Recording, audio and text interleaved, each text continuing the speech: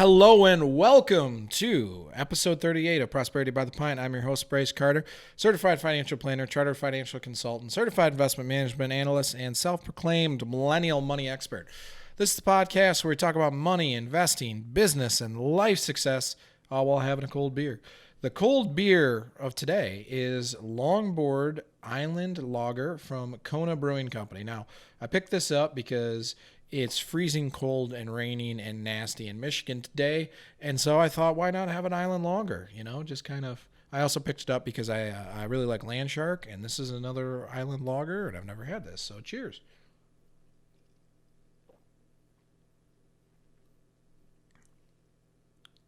It needs a lime, but that is delicious. That's really good. That just feels like it would go with some salsa on a beach. I don't know. It's delicious. Longboard Island Lager, Kona Brewing Company. Good job, Kona. So, the autumn winds are blowing. They're getting cold. And the other morning we woke up, there's frost on the ground, which means before too long, it's going to be the end of the year, which means taxes, year-end taxes. So this week, I just wanted to go through some year-end tax-saving moves, some things you can do to maybe help your tax bill or maybe get a larger refund as we're closing in on the end of the year. Now, most of these, several of them, require you to itemize, which is harder and harder for Americans because in the Tax Act of 2018, I think it was actually the Tax Cuts and Jobs Act, they doubled the standard deduction. So quick, excuse me, the longboard is asking me to drink it again. That's why I'm coughing. So what the standard deduction is $12,000 if you are a single person. It's $24,000 if you're married or widowed. And so essentially what happens is, let's take your income and let's say you make $50,000 a year. And you don't do any retirement contributions or anything like that. You take the standard deduction, which is $12,000, and subtract it from that. And now for your taxable income is $38,000. Now, what itemized deductions are is certain things in the IRS code that you can add up that you've spent money on or put resources towards that you can deduct in lieu of taking the standard deduction. And so if your itemized deductions are greater than your standard deductions, you itemize. Now, something like 80% of Americans actually just take the standard deduction. But a lot of business owners, a lot of higher income people, a lot of people that pay a lot in state taxes, and people that have side hustles and things, when you're doing those kind of things, it makes a lot of sense to try and itemize. So, itemized deductions might be your mortgage interest. It might be your state and local property taxes, although that's limited to $10,000, which is unfortunate, but it is. There's charitable contributions in there. There's a whole list of things. But most people are going to take the standard deduction. So some of these are going to apply to you if you take the standard or the itemized. Some of you, it's only going to be itemized. So this first one, I'm a big fan of because I'm a charitable person myself. I volunteer. I sit on a board for an adoption and childhood abuse and neglect agency. We don't do childhood abuse and neglect. We try to prevent it, but you get what I'm saying. So is charitable deductions. So some things people don't think about is, you empty out your closet and you got shoes and coats and whatever else. Take it to Goodwill, get a receipt because it's a deduction. Okay, so it doesn't mean you're going to need your receipt, but if you get audited, you might want your receipt. So just think about that. Make an extra charitable contribution this year. That's going to be an extra itemized deduction for you. Take a look at bumping up whatever you give your church. If you got an old beater car, call the Red Cross. I think it's 1-800-CARS for kids. 1-800-75 for kids. You know what I'm saying? Not a musical family, but so bump up your charitable contributions. Bump up retirement contributions. So if you've listened to me for a while, or if you're a first-time listener, I'll just tell you, I'm a huge fan of Roth IRAs and Roth 401ks. I believe that for most of us, we would rather pay the tax now and have a tax-free pile of money later in life. But if you're in a tax problem situation where maybe this year you had more income than usual, You're losing out on some deductions for whatever reason. You have a capital gain that you can't do anything about. Maybe for this year, it makes sense to do a traditional IRA contribution.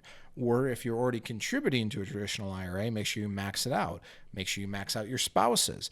Maybe you look at a scenario where you're bumping up your 401k contributions. So bumping up your retirement contributions, look at it this way. If you are in the 20% bracket, it only costs you $8,000 to save $10,000. Does that make sense? And here's why. I'm looking at Allie, who's recording. Like, what did you just say?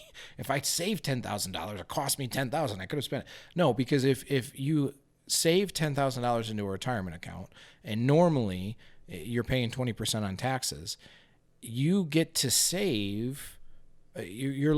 Normally you would have only gotten $8,000 in your pocket anyways, right? So you have $10,000.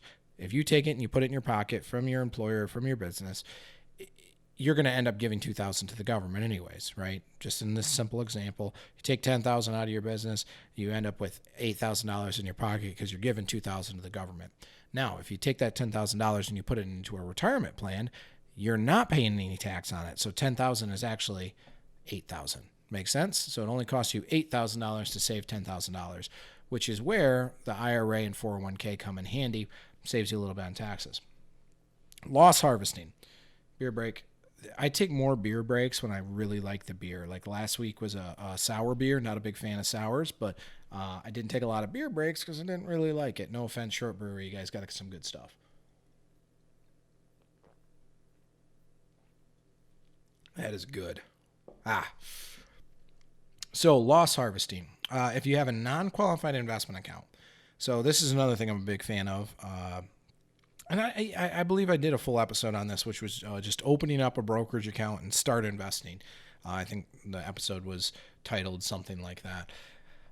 So a non-qualified investment account is not a retirement account. It's just an investment account, right? So like you take money out of your checking account and you just put it in a brokerage account at Charles Schwab or TD Ameritrade or whatever, and you start buying stocks and bonds and mutual funds and ETFs, etc. That's just a non-qualified investment account. And so you have to pay tax on gains, some of the gains, as you buy and sell things. But you get to deduct the losses. So let's say I bought Apple stock and I bought $1,000 worth and it's currently worth $800. If I sell it for $800, I had a $200 loss, which means I can get a $200 deduction because you can have a loss deduction of up to $3,000. So you can take up to $3,000 worth of investing, non-qualified investment losses and deduct them. Not bad deal. You can actually take those losses, you can take far more and use them to offset gains. So let's say in one stock, I had a $10,000 gain. And in another stock, I had a $5,000 loss. Your total investing gain was only $5,000. Even though you had a $10,000 gain on one stock, you only have to pay the tax on half of that. Not a bad deal, right? So the thing that you have to remember about this, it's called loss harvesting, is you can't repurchase it within 30 days. Otherwise, you could just buy it, turn right around, sell it, buy it, sell it, buy it, sell it, and just for tax purposes, and they don't want you doing that. So you got to wait 30 days. So you could miss out on some gains during that time period. But if you're taking a significant deduction, it might be worth it. It might want to just buy an equivalent, right? So you could sell Apple and buy Samsung, or you could, I'm not advocating for that, but that's one of the things that you could do. So you don't have to have it uninvested. You just can't buy the same thing during that time frame. A health savings account. So what a health savings, I haven't talked about these at all. I don't think. Have I talked about these, Allie? Allie says no. I have not talked about health savings accounts. We're getting up at 38 episodes, guys. There's a lot in this brain, but remembering everything that I talked about is not in that list. So health savings accounts. These accounts enable you to use pre-tax dollars to pay on eligible healthcare expenses. So in 2019, the contribution max for an individual is $3,500. It's $7,000 if you have family coverage. And if you're over 55, you can do an extra $1,000. So not a bad deal. And basically what this allows you to do is, unlike an IRA, when you make a contribution, you get the deduction, but when you pull money out, you're taxed. On a health savings account, you put the money in, you get the deduction. When you pull it out for medical expenses, you don't pay any tax. So it's money that you never have to pay taxes on. And it allows you to essentially to end up accumulating a pool of money for that oh shit ambulance bill, right? Like I should have done an HSA like 10 years ago. I really wish I would have. I just got a bill for a surgery for my daughter, and it sucks. I'm paying that out of pocket.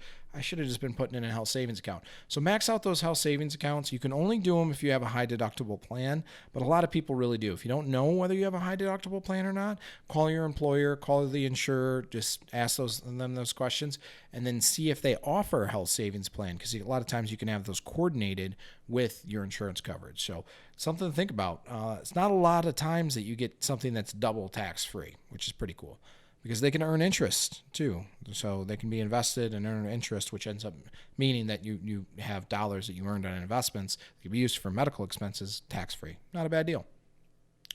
All right, so these next couple are a little bit less practical, just for tax purposes. I'm not saying it's not practical in life, but for instance, you wouldn't want to get married just to save on taxes, but if you get married, you might just so happen to save on taxes.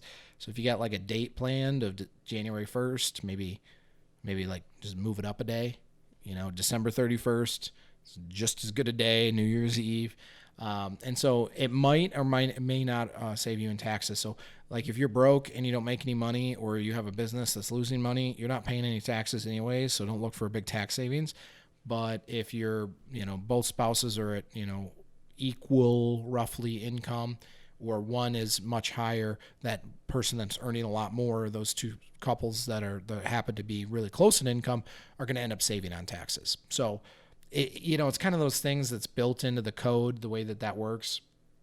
I think it's, I think I said this before in our taxes episode, is that our tax code is not necessarily designed to collect revenue, which it should be. It's designed to manipulate behavior, right? Like some of these things that I'm going through, like you bought into an IRA, you're saved into an IRA, you're saving for retirement. That's a good thing. So here's some money back in taxes, right? So it's, getting married, apparently it's baked into the code, that marriage is good for the economy and the country. So here's some savings on taxes. Another one, definitely not a thing you want to do just to save on taxes. I'm just going to share my personal story.